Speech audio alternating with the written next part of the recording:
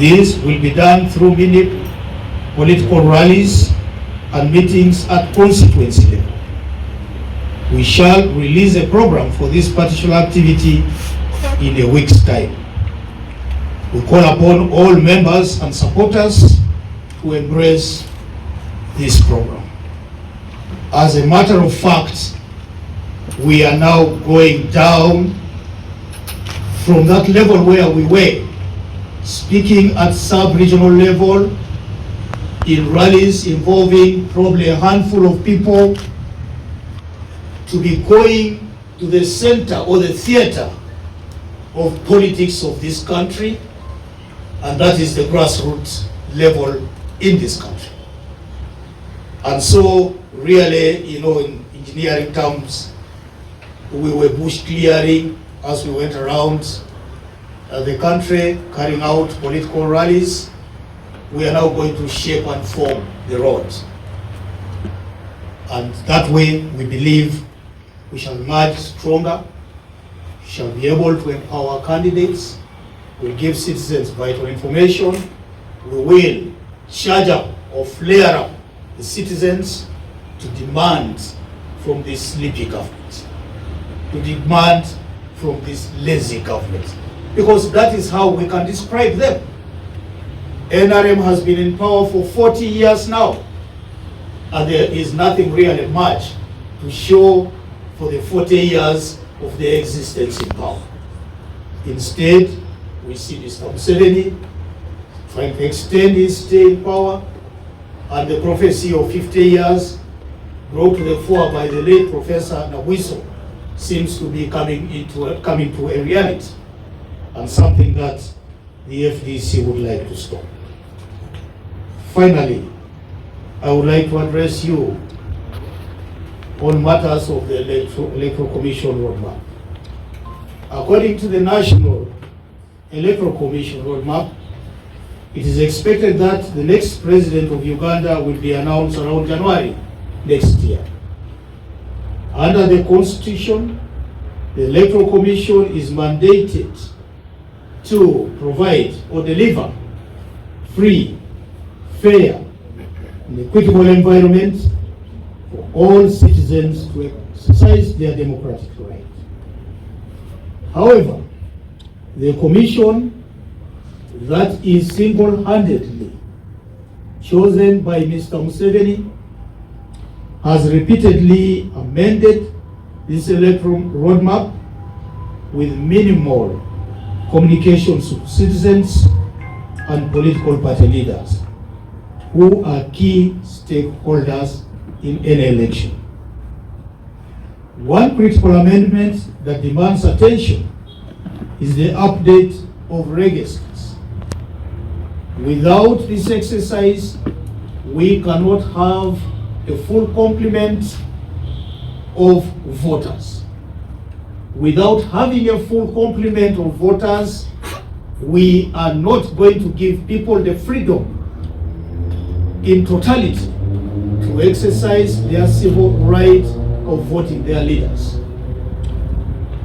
If this very exercise of registration and update of registers is not handled well, then the outcome of this election will not be in accordance with the will of the people of this country.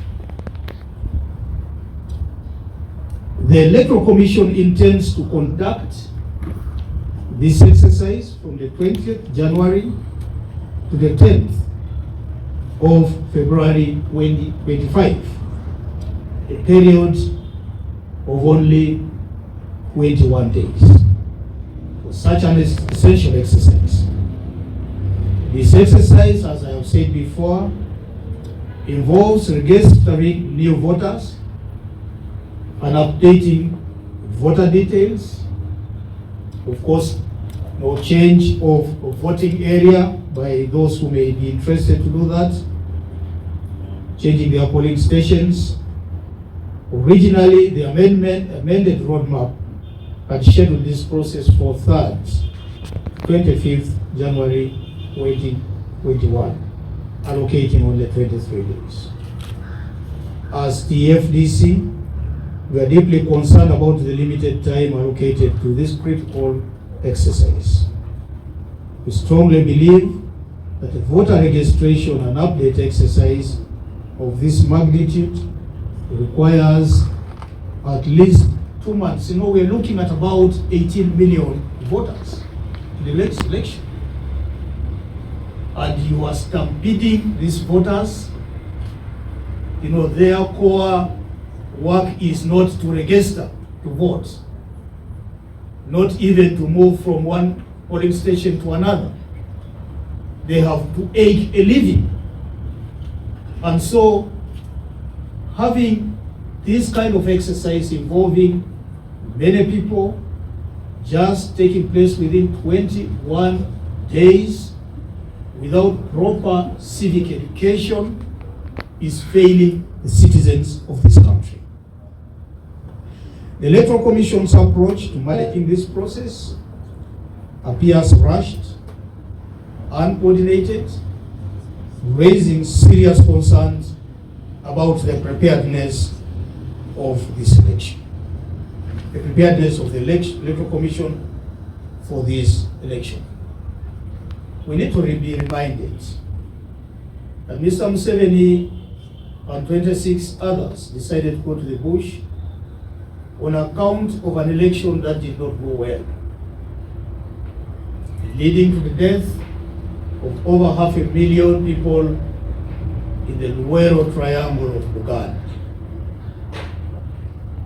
And these had ripple effects on the security of the people of Uganda, leading to the death of thousands of people in the emerging insurgencies in Teso, in Lango, and in Acholi, and to a certain extent to Uganda, the cradle of the NI.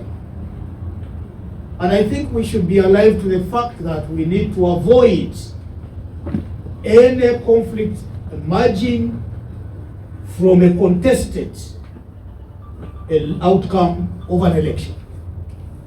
Because our history informs us that we would be trading or walking slippery and dangerous path if we continued to take election as a casual, periodic event. The Electoral Commission has also failed to adequately engage stakeholders through the implementation of the roadmap. The Commission has been complacent in disenfranchising voters by colluding with certain candidates to remove the details of rival candidates and voters from the Electoral Commission system. This malpractice is certainly evident in many electoral areas across the country, where we remain vigilant to prevent a reoccurrence. The Commission has also failed to gazette electoral areas for the 2026 elections within the stipulated timeline. This is an indictment on the Electoral Commission. According to the roadmap, these areas should have been gazetted and communicated to stakeholders by the end of November 2024. It is sad to note that to date, as we speak on the 15th of January 2025, no such information has been shared despite our formal inquiries to the Electoral Commission. Actually, we run a very, very efficient electoral system within the FDC. And our electoral officials in the districts have raised a red flag on this in writing, calling to our attention the need for us to engage the Electoral Commission and get them to define the electoral boundaries. This lack of transparency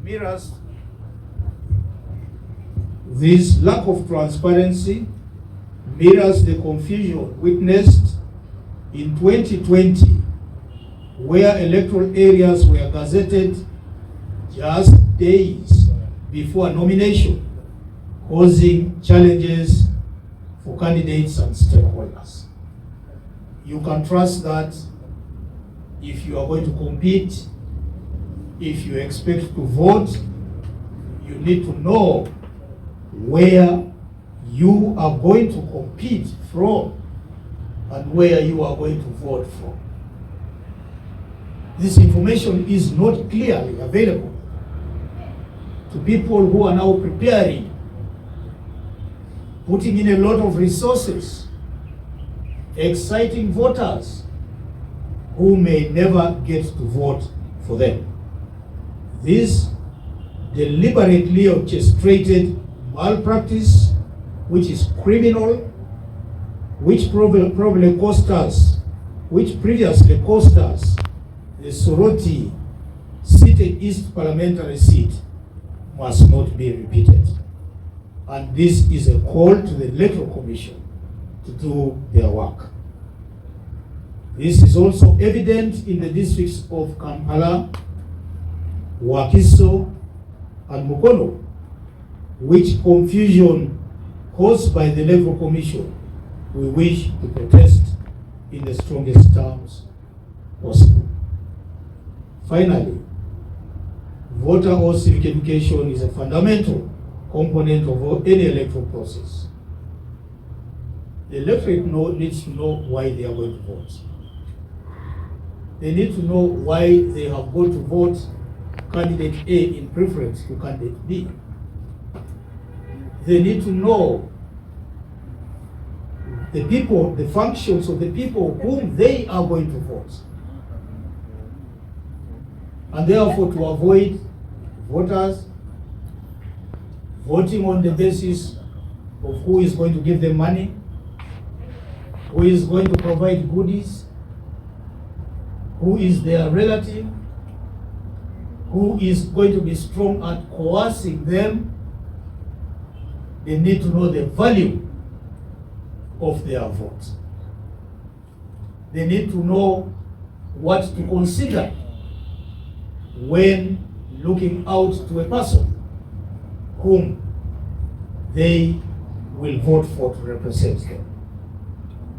This, and I know that, is within the budget of the Electoral Commission, and one wonders where such resources are deployed if the Electoral Commission is not going to go aggressively to cause civic education to happen.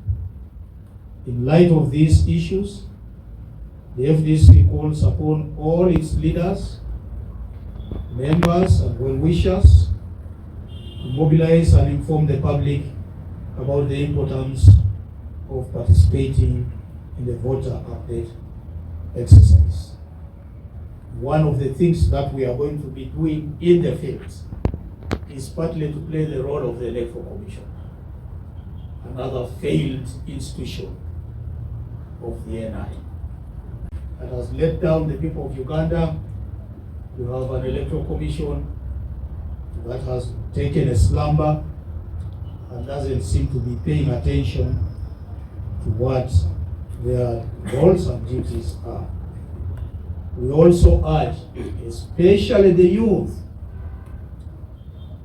for whose future we are fighting for, and other eligible groups to register as voters, preparation for the 2025-2026 election period.